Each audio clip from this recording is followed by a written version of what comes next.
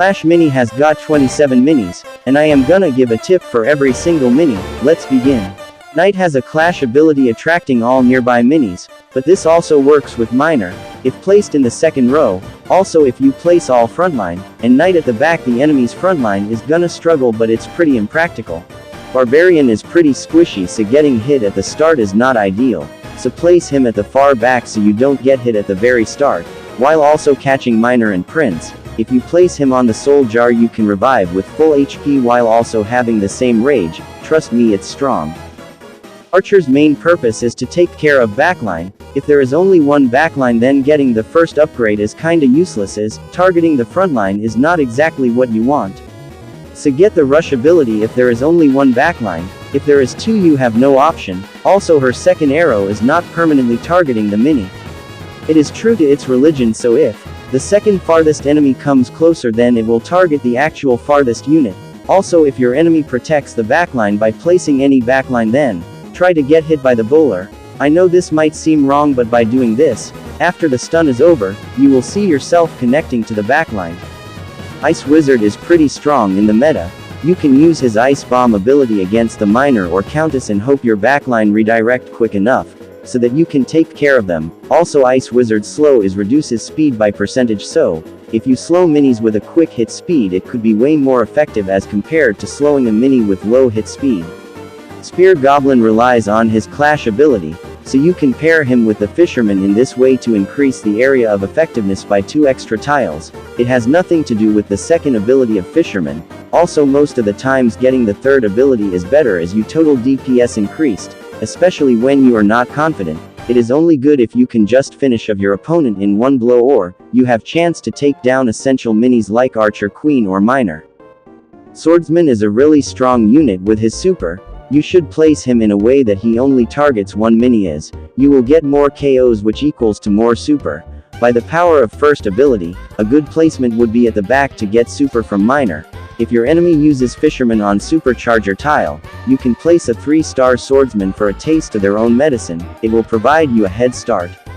Wizard has some great area denial. You should place him like a bowler because, over time, you will get more value with the vertical splash. Also, the anti-heal can fully counter abilities with 3 or less healing. Also, if you pair with Barbarian King, that's a lot of damage.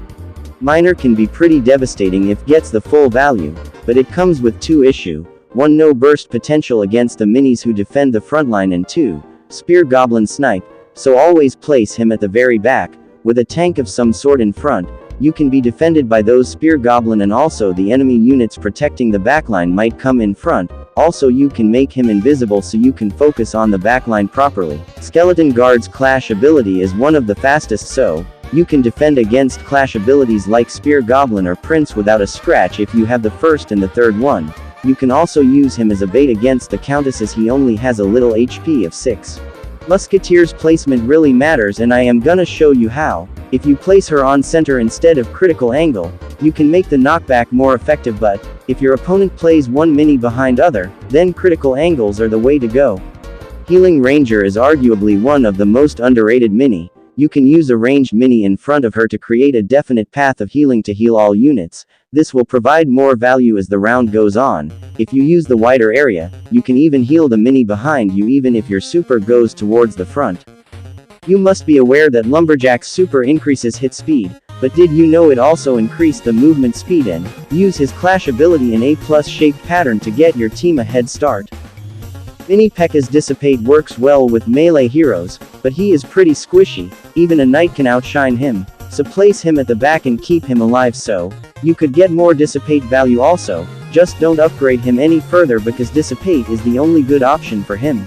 Dart Goblin is a speedy boy, but to get the speed you need to attack, and to attack, you need to stay alive, so always try to keep him alive as long as you can. Also, you get the rage when your shot lands and not when it fires out. This might decide the outcome of the game. Valkyrie's anti-heal works the same way as Wizard's, so there are no interaction change. Also, try to hit as many units as you can in one swing. This will make you stack up on rage secretly quick. Always go for the extra damage instead of stun for Giant Skeleton. You can clearly see the difference between their damage output. That is honestly a huge difference for a win and a loss. Also, place him on the mirror tile and watch the world around you exploding.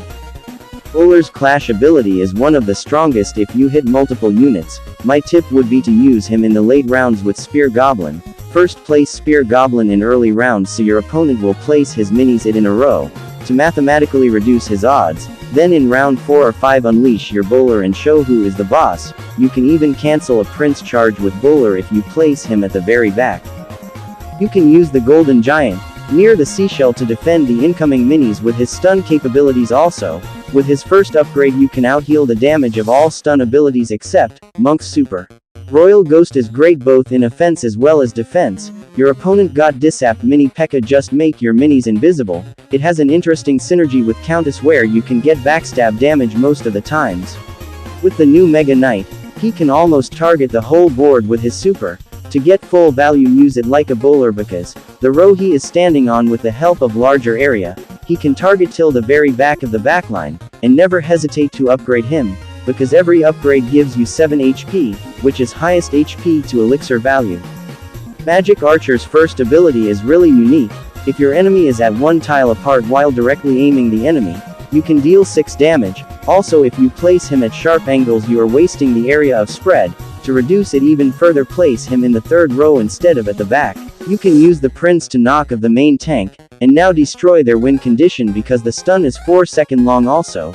You can use Fisherman to take out the frontline like this and then charge attack on their essential units. Use P.E.K.K.A's block ability to block the damage at the start, and most minis deal 1 damage so you have absorbed a lot of damage and, if your opponent plays minor he stands no chance because no way he is gonna reach front so the is dead. Ewiz is great for controlling areas and not getting kills with his super, so you need to get your super ASAP, so place him a bit in front so you can get the super quicker. Also if your opponent uses Royal Ghost in front then, he might get in contact with melee units so, get your Ewiz trapped like this. Adel Healer is not really tanky on her own so, avoid placing her at the front rather, place her just behind main tank to not get hit and also, to heal the tank, if you manage to stack up blocks like this, you can avoid more damage just like this. Use Fisherman when your opponent are least expected, it can easily turn tables and do a epic win. Witch's Skeleton have 2 HP perfect for a Countess to lose, this honestly can be really annoying, and also if you get the third upgrade on Witch, if placed on Electro Tile, it is totally wasted. Now that's all I got for this video. Drop a like if you enjoyed it, and let us join the movement with my pal Abduden. Share your feedback on the game in the comments as ClashMini team has an eye on us. This video was a fun one to make and subscribe.